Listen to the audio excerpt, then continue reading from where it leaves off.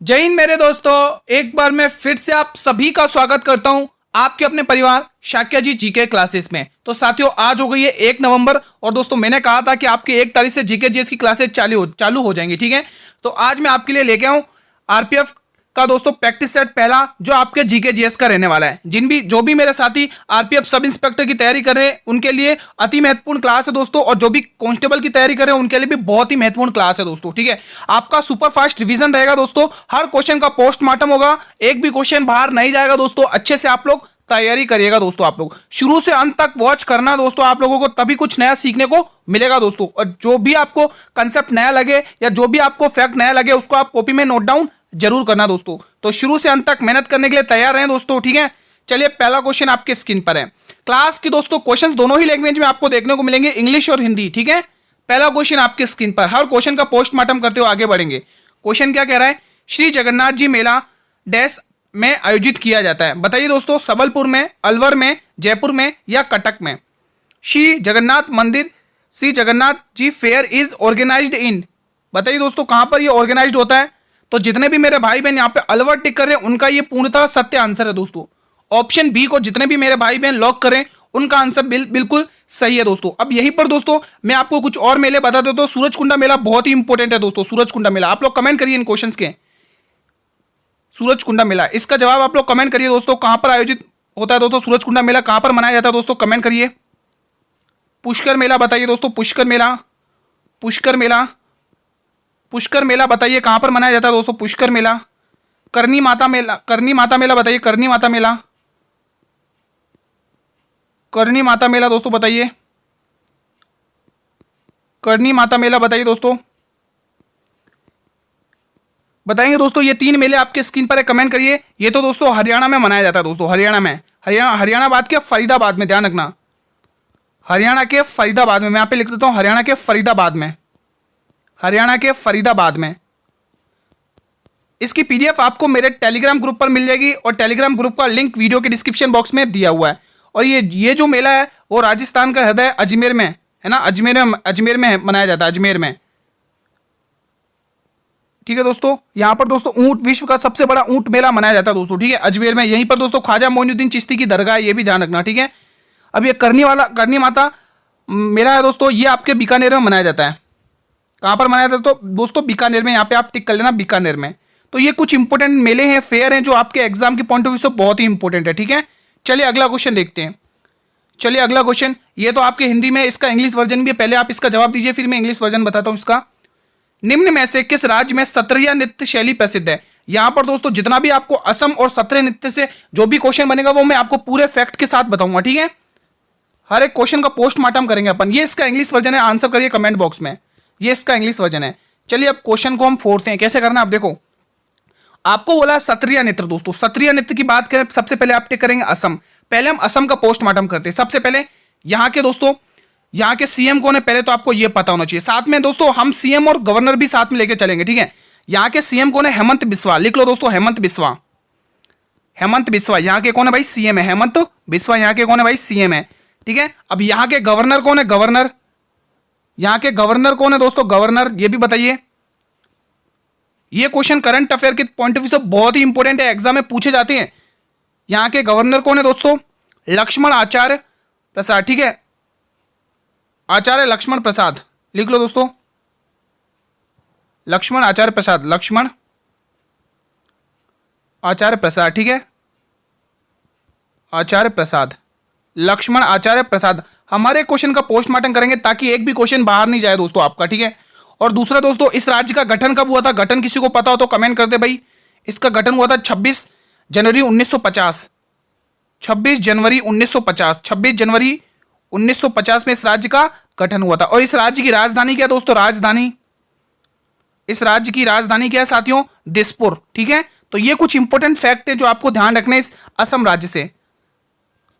विश्व का सबसे बड़ा माजुली द्वीप भी दोस्तों असम में ही है दोस्तों, ये भी ध्यान रखना दोस्तों। ठीक है, यहाँ के कुछ राष्ट्र उद्यान भी हैं जो भी पूछे जाते हैं, जैसे रायमोना हो गया, औरंग हो गया, काजीरंगा हो गया। ठीक है, ये आपको ध्यान रखना है। ब्रह्मपुत्र नदी का दर्जा, ब्रह्मपुत्र नाम भी दोस्तों असम में ही दिया था। अब मैं दोस्तों कुछ और भी बता देता हूँ सत्रिया नृत्य के बारे में जो एग्जाम में पूछे जाते हैं। कहां पर गया? ये रहा सत्रिया नृत्य। अब यहां पर आपको क्या फैक्ट ध्यान रखने वो ध्यान रखिए दोस्तों। क्षत्रिय नाट्य की बात करें दोस्तों, ये असम में होता है दोस्तों। किस राज्य में मनाया जाता है? असम में। ये तो आपको पता चल ही गया होगा। और दोस्तों इसको दर्जा दिया गया किस ईयर में, किस साल में दर्जा दिया क्षत्रिय नृत्य का, क्षत्रिय नृत्य का दर्जा, ये भी आपको ध्यान रखना। दर्जा, इसको दर्जा किस दर्जा दिया गया, लिख लो यहाँ पे दर्जा। दर्जा कब मिला दोस्तों? तो लिख लो सन 2000 में। 2000 में, सन 2000 में। किसके द्वारा दिया गया दोस्तों दर्जा? इसको किसके द्वारा दिया गया? तो संगीत नाट्य अकादमी, लिख लो संगीत नाट्य अकादमी, संगीत नाट्य अकादमी के द्वारा, नाट्य अकादमी। ठीक है, एक एक क्वेश्चन फंसेगा दोस्तों, बेफिक्र रहिए। अकादमी के द्वारा अच्छे से बस मेहनत करते रहिए, शुरू से अंत तक वॉच करिएगा। इसकी कब स्थापना हुई थी? 26 जनवरी 1953 में। 1953 में इसकी स्थापना हुई थी। ये आपको ध्यान रखना है दोस्तों। ठीक है, आप सभी को पता होगा। इसके अकॉर्डिंग दोस्तों कितने कितने नृत्य हैं दोस्तों संगीत अकादमी के दोस्तों? एक नृत्य और माना जाता है, छऊ नृत्य दोस्तों, नवा माना जाता है दोस्तों। ओडिशा, झारखंड और बंगाल में किया जाता है दोस्तों। और ओडिशा में किस नाम से किया जाता है? मयूरभंज के नाम से। और झारखंड में सरायकेला के नाम से। और पश्चिम बंगाल में पुरुलिया के नाम से। ठीक है, तो ये आप ध्यान रखना दोस्तों। ठीक है, तो ये कुछ फैक्ट थे। आई होप कि आपको अच्छे से समझ में आया होगा ये फैक्ट। ठीक है, हाँ एक और फैक्ट लिख लो इसमें। इसका दोस्तों इसकी खोज किसने करी? फाउंडर कौन है? फाउंडर लिख लो यहाँ पे। इसके फाउंडर कौन है? फाउंडर, ये इंपॉर्टेंट बनता है दोस्तों। एग्जाम में सीधा पूछा जाएगा सत्य नृत्य के खोजकर्ता कौन है।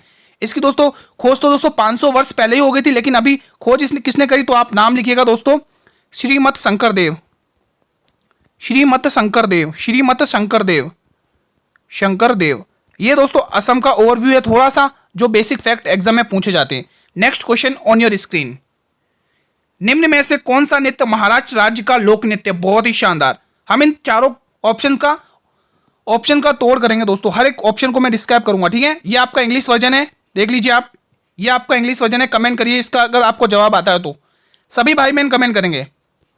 चलिए अब क्वेश्चन को फोड़ते हैं। ठीक है, तो पहले तो हम इसका आंसर टिक करेंगे धनगरी गाजा दोस्तों। ये आपके महाराष्ट्र का दोस्तों लोक नृत्य एग्जाम की दृष्टि से इंपॉर्टेंट बनता है। ठीक है, अब दोस्तों आपको कौन से लोक नृत्य और ज्यादा ध्यान रखने महाराष्ट्र के दोस्तों, मैं आपको यहां पर बता देता हूं। महाराष्ट्र राज्य के नृत्य दोस्तों, महाराष्ट्र राज्य के कुछ इंपॉर्टेंट नृत्य हैं जो आपको अच्छे से दिमाग में बिठा के रखने एग्जाम में पूछे जाते हैं। कुछ इंपॉर्टेंट नृत्य हैं। ठीक है, पहला तो आप ध्यान रखेंगे दोस्तों, बहुत पूछा जाता है आपातानी लोक नृत्य। लिख लो दोस्तों, आपातानी लोक नृत्य बहुत पूछा जाता है। आपातानी लोक नृत्य, आपातानी लोक नृत्य, एक तो आपको यह ध्यान रखना है। और दूसरा दोस्तों पूछा जाता है दोस्तों निहिशी लोक नृत्य, निहिशी, निहिशी लोक नृत्य बहुत पूछा जाता है एग्जाम में। ठीक है, निहिशी लोक नृत्य। और दूसरा आप देख सकते हो दोस्तों बुगुन हो गया, बुगुन लोक नृत्य भी पूछा जाता है। बुगुन, बुगुन हो गया। ठीक है, और सिंग्रोह हो गया, सिंग्रोह, सिंग्रोह, सिंग्रोह हो गया दोस्तों, सिंग्रोह, ये भी एग्जाम में पूछा जाता है दोस्तों। पोवड़ा नृत्य, पोवड़ा, पोवड़ा लोक नृत्य। ठीक है, ये भी पूछा जाता है। ठीक है दोस्तों, ये आप, और मैं आपको यहां पर बता देता हूं, जैसे आप गरबा है दोस्तों, ये कहाँ का? ये गुजरात का फेमस है, गुजरात का, गुजरात का गरबा गुजरात का है। ठीक है, ये घूमर दोस्तों राजस्थान का है। घूमर कहाँ का? राजस्थान का है। ठीक है, और ये जो भांगड़ा है दोस्तों, ये भांगड़ा मैं यहाँ पे लिख रहा हूँ भांगड़ा का, ये जो भांगड़ा ये आपके पंजाब का दोस्तों। ठीक है, पंजाब का। आई होप कि आपको ये अच्छे से समझ में आ गए होंगे। ठीक है, अगला क्वेश्चन आपके स्क्रीन पर है। ये दोस्तों आपके एग्जाम में पूछा है, जो भी भाई बहन मेरे सब इंस्पेक्टर की तैयारी करें उनके एग्जाम में ये पूछा गया। यहां से भी 2-3 फैक्ट तो आपको अच्छे से दिमाग में बिठाने। राष्ट्रकूट वंश का शाही प्रतीक क्या था? बाघ, हाथी, शेर या गोल्डन एगल? ये इसका इंग्लिश वर्जन मेरे साथियों, ये इसका इंग्लिश वर्जन है। ठीक है, कमेंट करिएगा क्वेश्चन का जवाब क्या होगा। चलिए अब क्वेश्चन को पूरा ट्रीटमेंट करेंगे। ठीक है, देखो दोस्तों सबसे पहले तो हम इसका आंसर टिक करेंगे गोल्डन ईगल। राष्ट्रकूट वंश का साहिक प्रतीक क्या है मेरे वीरों? Golden eagle. अब यहां से क्या ध्यान रखना वो देखिए। सबसे पहले मेरे वीरों आपको यह ध्यान रखना, इसकी खोज किसने करी? इसके मतलब कि फाउंडर कौन है? स्थापना इसने करी, इस वंश की स्थापना, यह आपको ध्यान रखना। सबसे पहला पॉइंट अपना यही रहेगा। इसकी स्थापना दोस्तों एग्जाम में पूछा जाता है कि पाल वंश की स्थापना किसने करी, चालुक्य वंश की स्थापना किसने करी, मौर्य साम्राज्य की स्थापना किसने करी।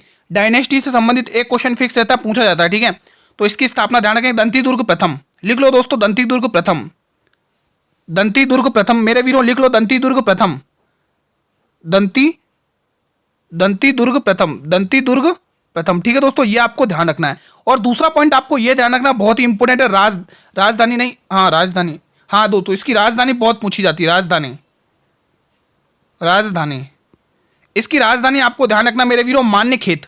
क्या ध्यान रखना स्टूडेंट्स? मान्य खेत, मान्यखेत इसकी राजधानी हुआ करती थी, मान्यखेत। और दोस्तों ये ध्यान रखना कि राष्ट्रकूट वंश के समय ही दोस्तों एलोरा जो महाराष्ट्र की जो एलोरा गुफाएं का निर्माण, उनका निर्माण हुआ था दोस्तों, ठीक है। राष्ट्रकूट वंश के समय दोस्तों एलोरा की गुफाओं का निर्माण हुआ था, जिनको वर्ल्ड यूनेस्को की सूची में शामिल किया गया था 1983 में दोस्तों, ठीक है। ये भी आप ध्यान रखना। चलिए अगला क्वेश्चन देखते हैं, आपके स्क्रीन पर अगला क्वेश्चन है। ये भी दोस्तों देख सकते हैं, आपका आरपीएफ सब इंस्पेक्टर में पूछा गया तारीख क्वेश्चन है, 16 तारीख पहला महीना 2019 शिफ्ट 3 में। प्रसिद्ध उत्तरामेर शिलालेख किस राज्य का है? पांड्या वंश का, चालुक्य राजवंश का, पल्लव वंश का, चोल वंश का। ये इसका इंग्लिश वर्जन है। दोनों ही लैंग्वेज में क्वेश्चन देखने को मिलेंगे, बेफिक्र रहिए, अच्छे से पढ़ते रहिए। अगर सिलेक्शन लेना है तो अंत तक बने रहना साथियों, हर एक क्वेश्चन को ध्यान से पढ़ना दोस्तों, ठीक है। एग्जाम की दृष्टि से इंपॉर्टेंट क्वेश्चन बनते हैं ये, बताएंगे मेरे सभी वीर। तो बिल्कुल यहां पे क्या आप लोग टिक करेंगे दोस्तों, बताइए।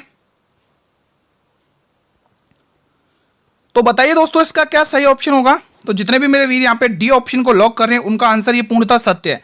चलिए चोल वंश के बारे में बात करते हैं दोस्तों। सबसे पहले आपको इसकी स्थापना, मैंने कहा था हर डायनेस्टी की स्थापना पता होनी चाहिए। इसकी स्थापना किसने करी? तो मेरे वीरों ध्यान रखना, विजयालय चोल ने करी। किसने करी? विजयालय चोल। लिख लो दोस्तों, विजयालय चोल, विजयालय चोल, विजयालय चोल ने करी, ठीक है। विजयालय चोल ने कब करी? 850 ईस्वी के समथिंग, ठीक है, 850 ईस्वी के समथिंग। ये आपको ध्यान रखना दोस्तों, एग्जाम की दृष्टि से इंपॉर्टेंट। और दूसरा मैंने कहा राजधानी, राजधानी बहुत ही इंपॉर्टेंट है दोस्तों, हर डायनेस्टी की राजधानी आपको पता होना चाहिए, ठीक है। राजधानी, तो दोस्तों इसकी जो राजधानी है वो तंजावुर है दोस्तों। क्या है? तंजावुर। लिख लो दोस्तों, तंजावुर। इसकी राजधानी क्या है दोस्तों? तंजावुर। और दोस्तों इस चोल वंश का सबसे प्रतापी राजा कौन था? राजाराम चोल।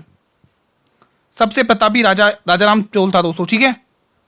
सबसे प्रतापी राजा, सबसे प्रतापी राजा कौन था? राजाराम चोल। तो नाम ध्यान रखेंगे, राजाराम चोल, राजाराम चोल, ये आप ध्यान रखना, ठीक है। राजाराम चोल इसका सबसे प्रतापी राजा था दोस्तों, ठीक है। आई होप कि आपको ये 3 फैक्ट अच्छे से दिमाग में बैठ गए होंगे। अगला क्वेश्चन, क्वेश्चन नंबर आपका है क्वेश्चन नंबर 6, बहुत ही शानदार, बहुत ही शानदार। निम्न में से कौन सा एक अरुणाचल प्रदेश का एक कृषि उत्सव है जो गालो जनजाति के द्वारा मनाया जाता है? मोस्ट इंपोर्टेंट है दोस्तों, मोस्ट इंपोर्टेंट है, एग्जाम की दृष्टि से एग्जाम में पूछे जाते हैं दोस्तों। ये इसका इंग्लिश वर्जन है, ये इसका इंग्लिश वर्जन है। मेरे सभी भाई बहन कमेंट करेंगे आंसर इसका क्या होगा। ये इसका इंग्लिश वर्जन है। चलिए दोस्तों हम इसका आंसर टिक करेंगे, क्या होगा इसका सही जवाब बताइए। तो जितने भी मेरे वीर यहाँ पे मोपिन जनजाति टिक करें, उनका जवाब बिल्कुल सही है दोस्तों। जो ये गालो जनजाति द्वारा मनाया जाता है वो कौन सा उत्सव है दोस्तों, बताइए। कृषि उत्सव है मोपिन, ठीक है दोस्तों। आपको ध्यान रखना है, ये मोपिन त्योहार जो गालो जनजाति के द्वारा मनाया जाता है दोस्तों। ये तो मोपिन त्योहार है दोस्तों, हर साल अप्रैल महीने में मनाया जाता है, अप्रैल महीने में मनाया जाता है। ये थोड़ा सा ध्यान रखना, अप्रैल महीने में, ठीक है, अप्रैल माह में। अब यहां पर जो मैं फैक्ट बता रहा हूं वो बहुत ही इंपॉर्टेंट है। हम बात करें दोस्तों किसकी? अरुणाचल प्रदेश की। तो अरुणाचल प्रदेश में यहां पे लिख देता हूं भाई, अरुणाचल प्रदेश यहां पर लिख देता हूं, इंग्लिश वर्जन वाले पेपर पे पेज पे लिख देता हूं, ठीक है। यहां पर अरुणाचल प्रदेश, यहां पर जो फैक्ट बता रहा हूं वो आप लोगों को अच्छे से दिमाग में बिठाना है। अरुणाचल प्रदेश, अरुणाचल प्रदेश, ठीक है। अरुणाचल प्रदेश के बारे में सबसे पहला पॉइंट अपना यही रहेगा कि यहाँ के सीएम कौन है। भाई यहाँ के सीएम कौन है? किसी को पता हो तो कमेंट करें, नहीं पता तो मैं बता देता हूँ। यहाँ के जो सीएम है दोस्तों श्री पेमा खांडू जी, ध्यान रखेंगे, श्री पेमा खांडू जी, ठीक है, श्री पेमा खांडू जी। ये आपको मेरे वीरों ध्यान रखना, श्री पेमा खांडू जी यहाँ के कौन है? सीएम है। भाई यहाँ के गवर्नर भी आपको ध्यान रखना, गवर्नर कौन है? गवर्नर, गवर्नर, ठीक है। इंग्लिश में भी लिख दो GOVER, गवर्नर, ठीक है। यहाँ के गवर्नर, ये इंग्लिश में, ठीक है। चलिए यहाँ के गवर्नर कौन है दोस्तों? तो यहाँ पे नाम ध्यान रखें, केवल्य त्रिविक्रम परनाइक। क्या ध्यान रखना है? केवल्य त्रिविक्रम परनाइक। इसको मैं थोड़ा अलग पेन से लिख देता हूँ, ब्लू ब्लू हो जाएगा सब जगह, ठीक है। यहाँ पर लिख देते हैं, ठीक है। केवल्य, केवल्य त्रिविक्रम, केवल्य त्रिविक्रम, केवल्य त्रिविक्रम परनाइक, केवल्य त्रिविक्रम परनाइक, ठीक है। तो सीएम और गवर्नर ये आपको ध्यान रखने, एग्जाम में पूछे जाते हैं ये क्वेश्चन सीधे एग्जाम में करंट अफेयर के रूप में। अगला क्वेश्चन देख लेते हैं, क्वेश्चन नंबर 7, बहुत ही इंपॉर्टेंट है साथियों, करंट अफेयर का क्वेश्चन भी इंक्लूड है, बेफिक्र रहिए। उबेर कप 2024 का आयोजन कहां पर हुआ है? जर्मनी में, नेपाल में, चीन में, पेरिस में।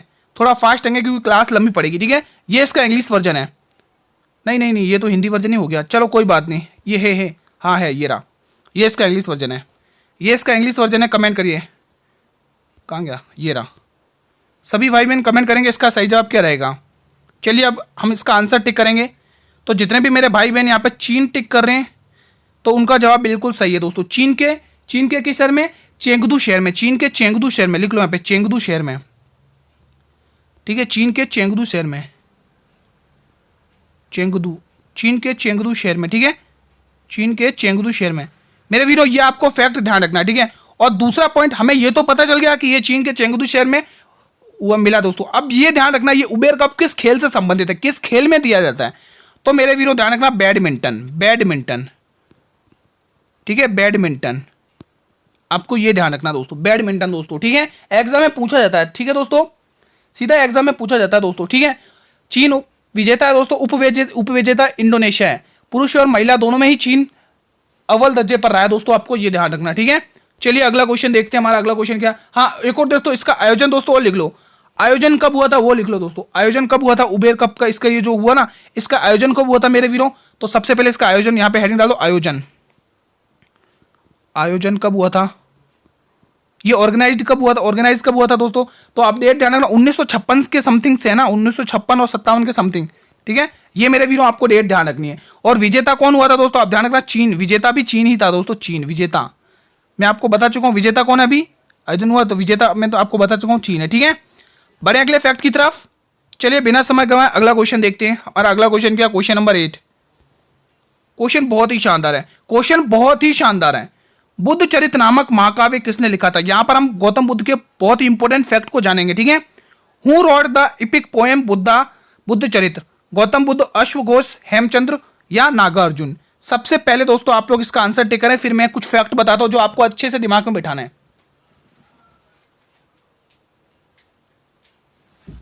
बताइए दोस्तों इसका क्या सही जवाब होगा। चलिए इसका आंसर होगा, जितने भी गौतम बुद्ध टिक कर रहे हैं उनका गलत है भाई, अश्वघोष, जो कनिष्क के दरबारी कभी हुआ करते थे, ठीक है, अश्वघोष इसका सही जवाब जाएगा, ठीक है। अब बुद्ध के बारे में बताता हूं दोस्तों, आपको क्या क्या फैक्ट ध्यान रखने। सबसे पहले आप लोग मुझे इनका जन्म बताइए, कहां पर हुआ, जन्म बताइए दोस्तों, ठीक है। जन्म के दोस्तों, जन्म प्रतीक क्या है दोस्तों, प्रतीक क्या है, जन्म के प्रतीक क्या है दोस्तों, जन्म प्रतीक, प्रतीक भी पूछे जाते हैं एग्जाम में, ठीक है। जन्म के प्रतीक क्या है, ठीक है। इनको ज्ञान की प्राप्ति कहाँ, अभी इस पेज पर आप 3 ही चीज फैक्ट लिखिए, ज्ञान प्राप्ति, ज्ञान प्राप्ति लिखिए, सारे फैक्ट क्लियर करेंगे दोस्तों, ठीक है। ज्ञान की प्राप्ति लिखिए, फिर इनकी मृत्यु कहाँ पर हुई थी वो भी लिखिए। रुको ये 2 फैक्ट अपन बाद में करें, अगले पेज पे ले लेंगे जो, ठीक है। पहले यहाँ पे थोड़े से और जो हैं वो मैं बता देता हूँ। ज्ञान हो गया, ठीक है, अगले पेज पे ले लेंगे, चलो ठीक है, ये रहने देते, ज्ञान की प्राप्ति एक ही ले लेते, ठीक है। चलिए अब इनके आंसर टिक करना बताइए दोस्तों। सबसे पहले आप जन्म ध्यान रखेंगे दोस्तों, 583 BC में दोस्तों, कहां पर, लुम्बिनी नेपाल में, लुम्बिनी नेपाल में, कहां पर, लुम्बिनी नेपाल में, लुम्बिनी नेपाल,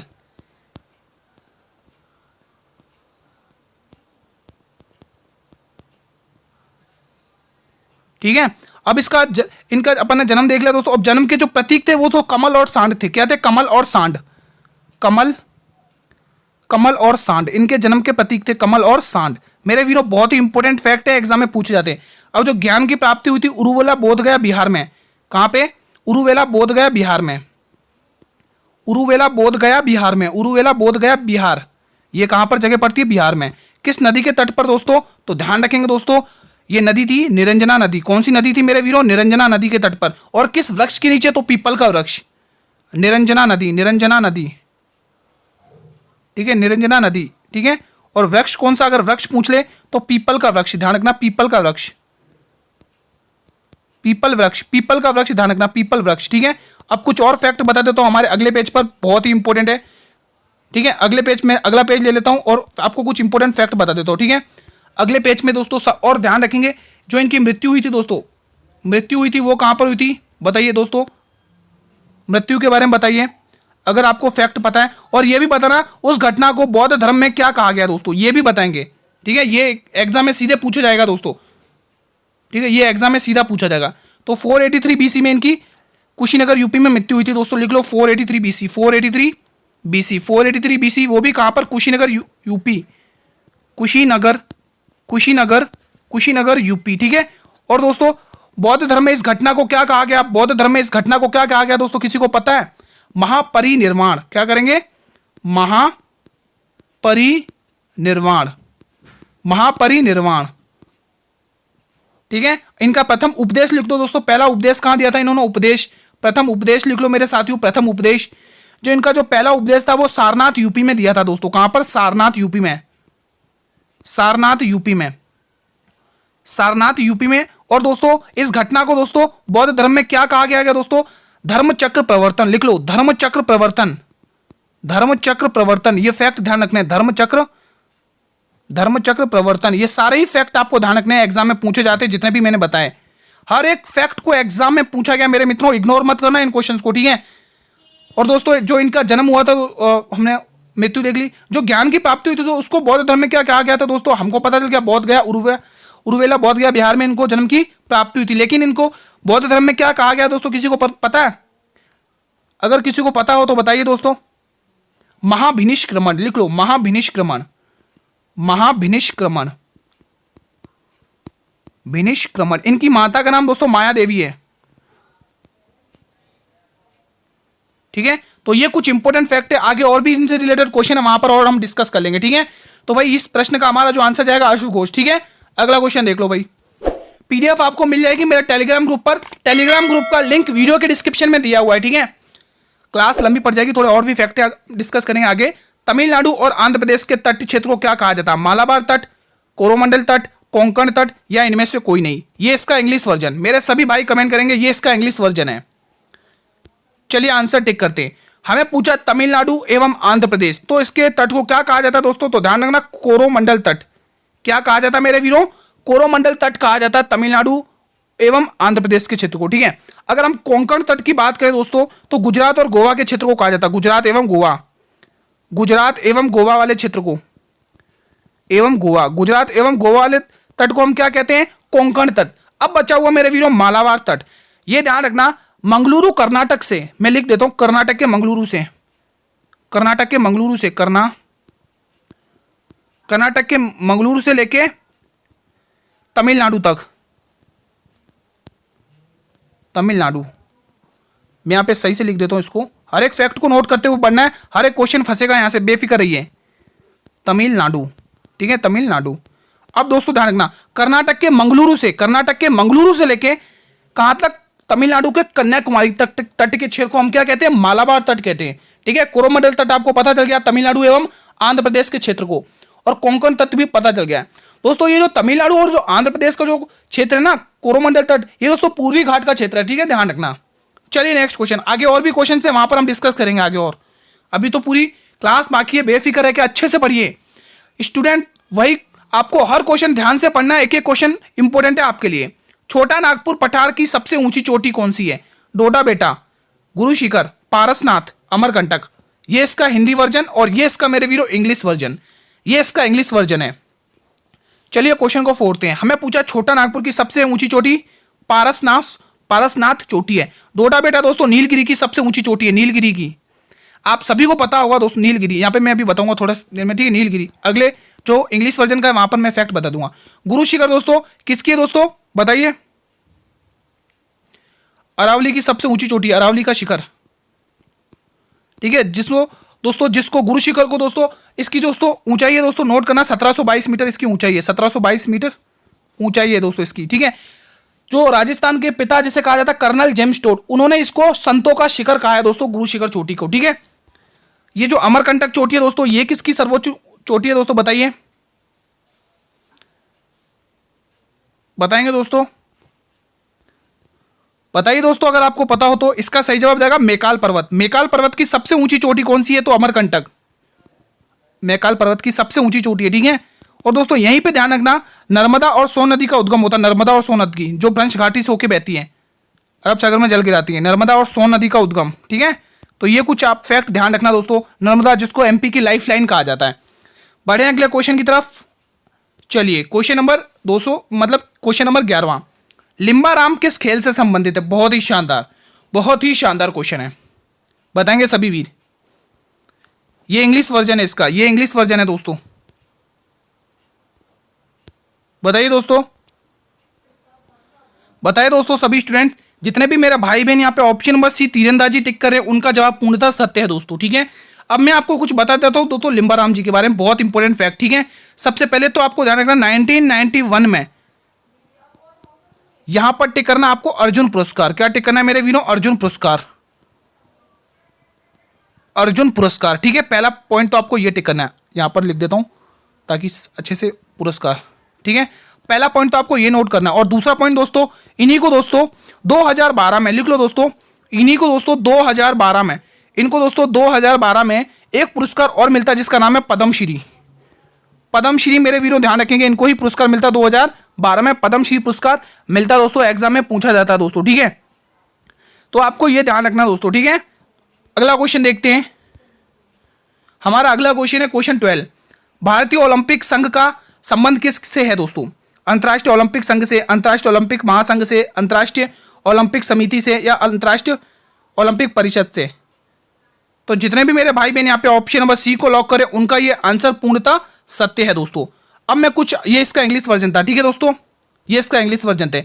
अब मैं कुछ ओलंपिक, जो पेरिस ओलंपिक 2024 में हुआ है दोस्तों, आपको यहां पर कुछ इंपॉर्टेंट फैक्ट बता देता हूं। कल की क्लास में हम और इंपॉर्टेंट फैक्ट को डिस्कस करेंगे। ठीक है, जैसे यहां पे आयोजन, सबसे पहले तो इसका जो पेरिस ओलंपिक 2024 हमारा खेला गया दोस्तों, इसका आयोजन पता होना चाहिए।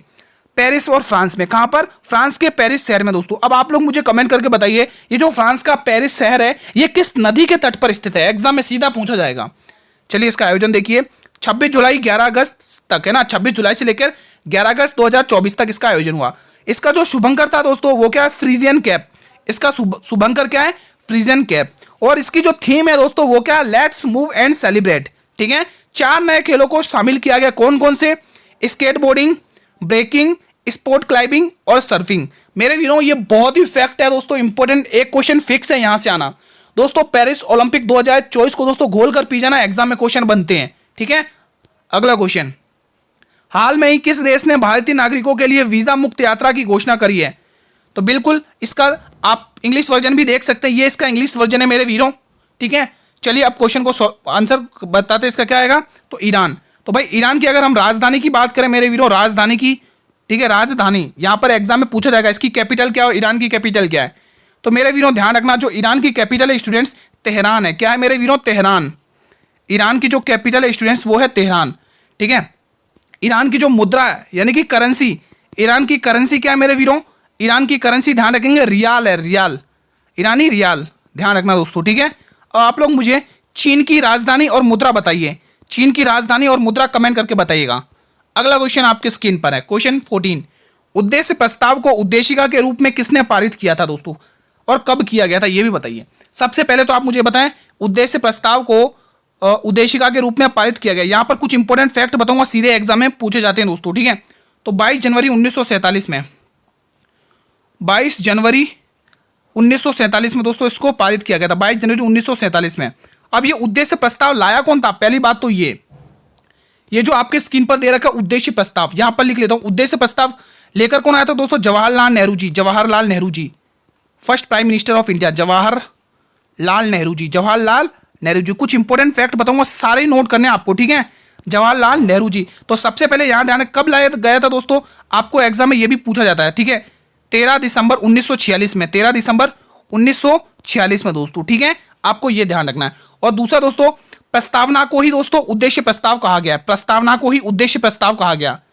प्रस्तावना, ये जो वर्ड आपके सामने दिख रहा है ना, प्रस्तावना, प्रियम्बल, ये जो वर्ड आपके सामने दिख रहा है ना, प्रस्तावना, प्रस्तावना, इसको ही दोस्तों उद्देशिका के रूप में जाना जाता है दोस्तों, उद्देशिका कहा जाता है। प्रस्तावना को ही मैं यहां पे लिख देता हूं, प्रस्तावना को ही उद्देश्य प्रस्ताव कहा जाता है, उद्देशिका कहा जाता है, उद्देशिका कहा जाता है। थोड़ा राइट, ये लिखने में थोड़ी दिक्कत होगी, बाकी आप लिखना दोस्त। ठीक है, उद्देशिका कहा जाता है, उद्देशिका कहा जाता है। ठीक है, उद्देशिका कहा जाता है। अब मैं कुछ और बता देता हूं फैक्ट हमारे इंग्लिश वर्जन वाले पेज पर। ठीक है, अब दोस्तों जो उद्देशिका है, उद्देशिका यहां पे मैं लिख देता हूं, उद्देशिका। अब मैं डायरेक्ट ही प्रस्तावना लिख रहा हूं क्योंकि मैं आपको बता चुका हूं उद्देशिका को ही प्रस्तावना कहा जाता है। मैं यहां पर लिख रहा हूं दोस्तों प्रस्तावना। ध्यान से सुनना एक एक फैक्ट को, प्रस्तावना। ठीक है, बात करें दोस्तों प्रस्तावना की, तो सबसे पहले दोस्तों प्रस्तावना को किसके संविधान से लिया, किसके संविधान से लिया गया? ये किसके संविधान से बोरो करिए दोस्तों? किसके संविधान से लिया गया है दोस्तों? तो मेरे वीरों ध्यान रखना, ये किसके संविधान से लिया बताइए, कमेंट करके बताइए। अगर आपको पता हो तो अमेरिका के संविधान से लिया, अमेरिका। ठीक है, इसकी जो भाषा है वो किसके संविधान से लिए? Language, preamble of language, preamble of language किसके संविधान से? ऑस्ट्रेलिया के संविधान से, ऑस्ट्रेलिया के संविधान से। ये इंपॉर्टेंट फैक्ट है, इसको तो मिस करना ही नहीं है। ठीक है, और दोस्तों प्रस्तावना को दोस्तों, इसको दोस्तों संविधान की आत्म कुंजी किसने कहा था? संविधान की आत्म कुंजी किसने कहा था? संविधान की आत्म कुंजी किसने कहा? संविधान की आत्म कुंजी किसने कहा? ये इतने सारे क्वेश्चन आपके लिए। आत्म कुंजी किसने कहा? ठाकुर भार्गव दास ने। दोस्तों लिख लो, ठाकुर भार्गव दास, ये आपको ध्यान रखना, ठाकुर भार्गव दास। ठीक है साथियों, ठाकुर भार्गव दास आपको नोट करना है, ठाकुर भार्गव दास। ठीक है, ये आपको नोट करना है। और दूसरा फैक्ट कि प्रस्तावना को राजनीति की जन्म कुंडली किसने कहा? राजनीति की जन्म कुंडली किसने कहा? दोस्तों मैं यहां पे लिख रहा हूं, प्रस्तावना को राजनीति की जन्म कुंडली, राजनीति की जन्म कुंडली किसने कहा? राजनीति की जन्म कुंडली किसने कहा? प्रस्तावना को राज कुंडली की जन्म कुंडली। ये आपको एग्जाम पूछे जाते हैं एग्जाम में, बताइए। तो ध्यान रखना, के एम मुंशी द्वारा। और भी फैक्ट है, बस यहाँ पर थोड़ा क्या स्पेस कम है। ठीक है, तो ये मेन फैक्ट है जो आपको ध्यान रखना है। ठीक है, अगला क्वेश्चन आपकी स्क्रीन पर है, पीडीएफ मिल जाएगी टेलीग्राम ग्रुप पर। ठीक है, ग्रुप पर। देश के पहले डिजिटल राष्ट्रीय पुरालेख संग्रहालय की आधारशिला कहां पर रखी गई? दोस्तों बहुत ही शानदार, ये इसका हिंदी वर्जन है, और मेरे वीरों ये इसका इंग्लिश वर्जन है। ठीक है, कमेंट करते रहिएगा। चलिए हम इसका आंसर टिक करेंगे हैदराबाद में दोस्तों, तेलंगाना हैदराबाद में इसकी कैपिटल है। ठीक है, तो हैदराबाद में दोस्तों, हैदराबाद के दोस्तों सालार यहाँ पे लिख लो, सालार जंग संग्रहालय में दोस्तों इसकी वो रखी गई आधारशिला, सालार जंग संग्रहालय। ठीक है, और दोस्तों किसके द्वारा, तो दोस्तों यहां पर मैं लिख देता हूं, ये आपसे लेके आ रहा हूं मैं एरो करके यहां पर, किसके द्वारा दोस्तों? तो ध्यान रखना, संस्कृत मंत्री के द्वारा। संस्कृत मंत्री कौन है दोस्तों वर्तमान में? कमेंट करके बताइए, संस्कृत मंत्री कौन है? जी किशन रेड्डी। आपको ध्यान रखना, जी किशन रेड्डी। आई होप कि आप अच्छे से अपना रिवीजन कर रहे होंगे। ठीक है, अगला क्वेश्चन। और दोस्तों आप ये भी ध्यान रखना, लखनऊ जो है, ये जो लखनऊ है वो आपकी गोमती रिवर के तट पर स्थित है दोस्तों। हैदराबाद मूसी नदी के तट पर स्थित है, ये भी फैक्ट ध्यान रखते जाना। ठीक है, क्या करें, वीडियो थोड़ी लंबी पड़ेगी, बाकी तो मैं आपको बता दूंगा थोड़े थोड़े क्वेश्चंस। कवकों का अध्ययन क्या कहला जाता है? तो जो कवकों का अध्ययन होता है मेरे वीरों, पहले तो आप इसका इंग्लिश वर्जन देख लो। ये पेज ज्यादा आ गया, चलो इसका इंग्लिश वर्जन देख लो। ये इसका इंग्लिश वर्जन है, देख लो जल्दी से, ये इसका इंग्लिश वर्जन है, देख लो भाई, ये इसका इंग्लिश वर्जन है। और आंसर कमेंट करके बताइए इसका क्या होगा। ठीक है, चलिए आप क्वेश्चन को करते हैं दोस्तों। इसका आंसर जाएगा फाइकोलॉजी। क्या कहा जाता है? फाइकोलॉजी कहा जाता है कवकों का अध्ययन। ये माइकोलॉजी किसको कहा था? शैवालों का अध्ययन, शैवालों का। और जो शैवालों की जो कोशिका भित्ति होती है वो किसकी बनी होती है बताइए? शैवालों को, इसकी कोशिका भित्ति किसकी बनी हुई होती है? एग्जाम में पूछा जाता है, इसकी कोशिका भित्ति, इसकी जो कोशिका भित्ति होती है वो किसकी बनी हुई होती है? इसकी जो कोशिका भित्ति होती है, तो ध्यान रखना सेल्यूलोस की, एग्जाम में पूछा जाता है, सेल्यूलोस की बनी हुई होती है। ठीक है, इसकी जो कोशिका भित्ति। हेपेटोलॉजी दोस्तों ब्लड की स्टडी ऑफ ब्लड कहा जाता है, ब्लड की स्टडी, ब्लड का अध्ययन कहा जाता है हेपेटोलॉजी। ठीक है, अगला क्वेश्चन देखिए, क्वेश्चन 17। गौतम बुद्ध ने सर्वाधिक उपदेश कहां पर दिए? बोध गया, सारनाथ, श्रावस्ती, कुशीनगर। तो बिल्कुल ध्यान रखना दोस्तों, श्रावस्ती में दोस्तों। ठीक है, मैं आपके बता चुका हूं, बोध गया में पढ़ा चुका हूं, सारनाथ भी पढ़ा चुका हूं और कुशीनगर भी पढ़ा चुका हूं। ठीक है, तो मैं अब आगे क्वेश्चन में पढ़ूंगा, ये इसका इंग्लिश वर्जन था। चलिए अगला क्वेश्चन, क्वेश्चन 18। कॉमनवेल्थ नामक साप्ताहिक समाचार पत्र की स्थापना महात्मा गांधी जी, लाला लाजपत राय जी, राजा राम मोहन राय या इनमें से कोई नहीं? ये इसका इंग्लिश वर्जन है, कमेंट करते रहिएगा। तो बिल्कुल यहां पर जितने भी मेरे भाई बहन यहां पर क्या टिक रहे, कॉमनवेल्थ नामक, ये तो आंसर ही नहीं लिखा इसमें मैंने दोस्तों। यहाँ पे एनी बेसेंट इसका आंसर आएगा, एनी बेसेंट इसका आंसर ही नहीं आया, इसे माफी चाहते हैं दोस्तों। ठीक है, इसका जो आंसर जाएगा वो एनी बेसेंट जाएगा। तो ठीक है, और गांधी जी के बारे में यंग इंडिया पुस्तक, यंग इंडिया पत्र ध्यान रखना, यंग इंडिया, हरिजन पत्रिका, यंग इंडिया हो गया। ठीक है, और ध्यान रख सकते हैं हरिजन पत्रिका, राजा राम मोहन राय का संवाद कौमुदी, ध्यान रखना, संवाद कौमुदी, संवाद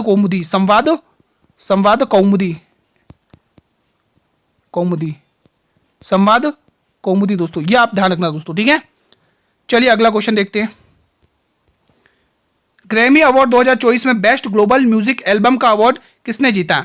मिडनाइट ने, दिस मोमेंट ने, दिस द रिकॉर्ड ने, या फ्लावर्स ने? दोस्तों बताएंगे सभी स्टूडेंट्स। ये इसका इंग्लिश वर्जन है। चलिए इसका आंसर, अगर आप लोग दिस मोमेंट टिक कर रहे हैं तो उसका आंसर बिल्कुल सही है। जितने भी भाई बहन यहाँ पर दिस मोमेंट टिक कर रहे हैं उसका आंसर पूर्णतः सत्य है। अंतिम और अगला प्रश्न आपको कमेंट बॉक्स में देना है मेरे वीरों। ये सभी भाई बहन इसका आंसर कमेंट बॉक्स में, answer in the comment box में आंसर दें इसका आंसर। कमेंट बॉक्स में इसका आंसर दें, कमेंट बॉक्स, ठीक है। आज की क्लास को साथियों हम यहीं पर वाइंड अप करते हैं। क्लास कैसी लगी आप लोग कमेंट के माध्यम से बताएंगे। आपका लाइक, अगर क्लास को अच्छी लगी तो लाइक कर दें और शेयर कर दें। आपका लाइक और शेयर हमें बताएगा कि आपको क्लास कैसी लगी। किसी भी क्वेश्चन से आपको अगर इस क्लास के अंदर कोई भी डाउट होता है तो मेरे वीरों ये कमेंट बॉक्स आप लोगों के लिए इसीलिए बनाया जाता है। आप लोग अपने कमेंट करिए, आपके रिप्लाई मिल जाएंगे, ठीक है। आपके दोस्तों मैं बता देता हूं, संडे को दोस्तों आपका परसेंटेज टॉपिक लेके आएंगे मैथ में। हर टॉपिक एक तो उसके 15 से 20 क्वेश्चन देखेंगे जो एग्जाम में मस्ट नीडेड है उनको पढ़ने, ठीक है। वो क्वेश्चन हम परसेंटेज में देखेंगे, ठीक है। तो हर संडे को आपके मैथ की क्लास चलेगी दोस्तों, ताकि आपका हर एक टॉपिक कवर होते रहे इंपॉर्टेंट क्वेश्चंस के साथ। अगर आप चैनल पर भी पहली बार विजिट करें मेरे वीरों तो चैनल को भी सब्सक्राइब कर लेना और बेल नोटिफिकेशन को भी प्रेस कर लेना, ताकि मैं जब भी नई क्लास लेके आऊं यूट्यूब पर तो यूट्यूब सबसे पहले नोटिफिकेशन आपको ही भेजेगा दोस्तों, ठीक है। अगर आप चाहते हैं इस क्लास की फ्री पीडीएफ मिले दोस्तों, फ्री पीडीएफ के लिए आप लोग टेलीग्राम ग्रुप को ज्वाइन कर लो। फ्री पीडीएफ के लिए टेलीग्राम ग्रुप को ज्वाइन कर लो। लिंक वीडियो के डिस्क्रिप्शन बॉक्स में दिया हुआ है। पीडीएफ आपको हर क्लास की मिलेगी टेलीग्राम ग्रुप पर, ठीक है। तो आप लोग जुड़िए डेली टेलीग्राम ग्रुप से। और जो क्लास का टाइम रहता है वो डेली 8 PM आएगा। आपका अच्छा खासा रिवीजन अब चलेगा, ठीक है। आपको डेली सभी स्टूडेंट्स को जुड़ना है और आप सभी से हमली रिक्वेस्ट है क्लास को लाइक और शेयर जरूर करना। स्पेशली शेयर जरूर करना उन स्टूडेंट तक तो जिनके एग्जाम है दोस्तों सब इंस्पेक्टर के 2 तारीख से, ताकि वो उनका अच्छा खासा रिवीजन हो चुके, ठीक है। आप रेलवे के किसी भी एग्जाम की तैयारी कर रहे हो तो ये क्लास आप ले सकते हैं बिल्कुल अच्छे से, ठीक है। क्योंकि जीके जीएस बदलती नहीं है दोस्तों, हिस्ट्री नहीं बदलती है, ज्योग्राफी नहीं बदलती है, पॉलिटी नहीं बदलती है, ठीक है। तो वही रहता है, आप रेलवे के किसी भी एग्जाम की तैयारी कर रहे हैं ये क्लास आप इजीली ले सकते हैं दोस्तों, और अच्छा खासा आप रिवीजन कर सकते हैं। अगर दोस्तों जीके जीएस में अच्छा स्कोर करना है तो डेली क्लासेस लेना, हम एक भी क्वेश्चन नहीं छोड़ेंगे, बहुत सारे क्वेश्चन यहीं से देखने को मिलेंगे। कल इसी टाइम पर एक और नए प्रैक्टिस सेट के साथ मिलेंगे, एक और नए जोश के साथ मिलेंगे। तब तक के लिए मेरे वीरों जय हिंद, जय भारत, वंदे मातरम, धन्यवाद।